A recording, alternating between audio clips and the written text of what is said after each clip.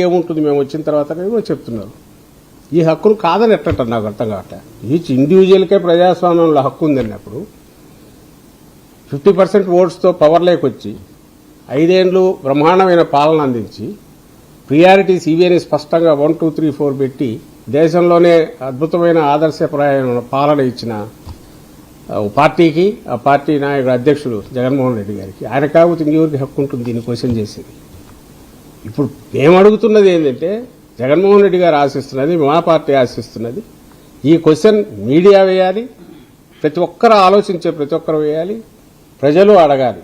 ఏందా నువ్వు ఎక్కడ పెడతాండవు? చిన్న మామూలు రైతు, వ్యవసాయం చేసే రైతు ఒక 50,000 లక్ష పెట్టుబడి పెట్టాలంటే ఎట్లొస్తుంది, రిటర్న్ ఏమొస్తుంది, ఎంత వస్తుంది, అప్పు ఎంత మిగులుతుంది, దానికి వడ్డీ ఎట్లా, తలకాయ 1,00,000 కోట్లు పెడితే ఏది 14-19 మధ్య దీంతో 1,00,000 కోట్లు పెడితే 1,00,000 కోట్లకు 8,000 కోట్లు మీకు వడ్డీ అయితే అప్పట్లో ఆ 1,00,000 కోట్లు ఇప్పుడు కాస్ట్ పెరిగినాక వీళ్ళు రివైజ్ రేట్ల ప్రకారమే డబుల్ అయిపోయినాయి.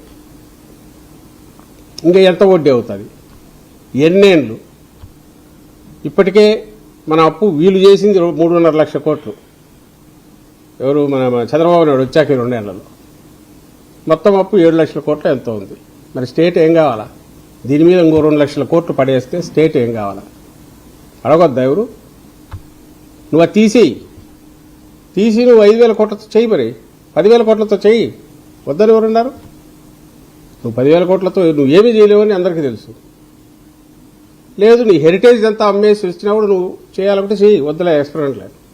నీ ఎక్స్పెరిమెంట్ నువ్వు చేసుకో, అభ్యంతరంలా.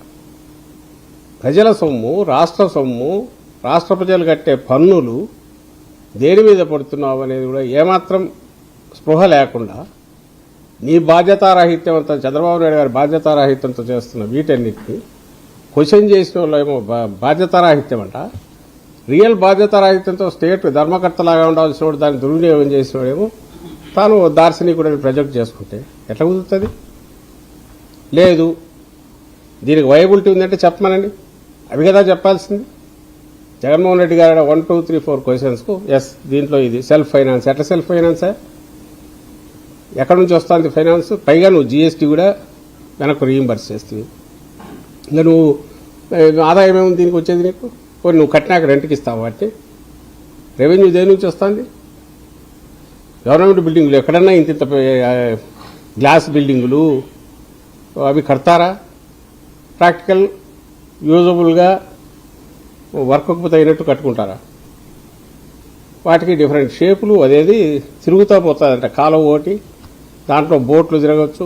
సెక్రటేరియట్ మధ్య 52 అంతస్తులో పోతే 50వ అంతస్తులో ఎవరు కూర్చోబెడతావు?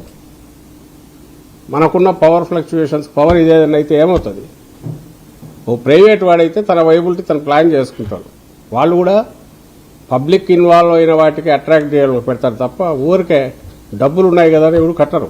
కానీ చంద్రబాబు నాయుడు కడుతున్నాడు.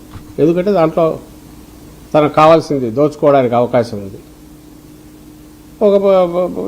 అది ఒక పెద్ద భ్రమ క్రియేట్ చేయగలిగిన మెకానిజం ఆయనకుంది ఆ ప్రచారంలో. విజయవాడ ఎయిర్పోర్టు పూర్తి అయింది. ఎందుకు దాన్ని ఇంతవరకు ఇనాగ్రేట్ చేయలే? ఎందుకంటే ఇక్కడ ఒక భ్రమ క్రియేట్ చేయాలంటున్నాడు. ఆ రకంగా విజయవాడను ముంచుతున్నాడు. ఈ పక్క ఉన్నది రెడీగా ఉన్నదాన్ని ఇంటర్నేషనల్ ఎయిర్పోర్టు బిల్డింగ్ బ్రహ్మాండంగా తయారైంది. ఎందుకు ఇనాగ్రేట్ చేయట్లా? అసలు మోసం చేస్తున్నది ఎవరు?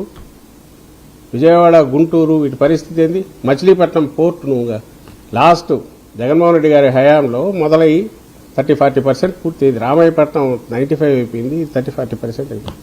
ఇవాళ పూర్తి చేసిండొచ్చు. ఆపరేషన్స్ మొదలైతే రియల్ ఎకనామిక్ యాక్టివిటీ, కనెక్టివిటీ ఉంది. ఎలాగూ హైవేస్ ఉన్నాయి, కనెక్టివిటీ ఉంది. ఎందుకు చేయట్లా? అది వదిలేసి దీని మీద మొత్తం డైవర్ట్ చేసి పెడుతున్నాడు. పైగా వాటిని ఏం చేస్తున్నాడు? ప్రైవేటైజ్ చేస్తున్నాడు.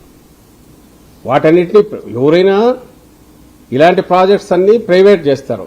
అంటే అద్భుతమైన బిల్డింగ్లో న్యూయార్క్ పోయినా, మాన్హాటన్ పోయినా, ఇంకో దగ్గరికి పోయినా, డౌన్ టౌన్ అంటే ఏముంటాయంటే ప్రైవేట్ బిల్డింగ్లు ఉంటాయి. గవర్నమెంట్ది నార్మల్ దీంట్లో చిన్నదావట్లో ఉంటుంది. ఇక్కడ రివర్సు, బరువు అంతా గవర్నమెంట్ అంటే ఎవరు? జనం. ప్రైవేట్ వాళ్ళకి ఏంటంటే ఆదాయం వచ్చేది. మెడికల్ కాలేజీలు, హాస్పిటల్ వాటిలో దోచుకోవచ్చు. ఇదేది మన పోర్ట్లు వాటిని దోచుకోవచ్చు. జగన్మోహన్ రెడ్డి గారు తాను గవర్నమెంట్ తరఫున లోన్ తెచ్చి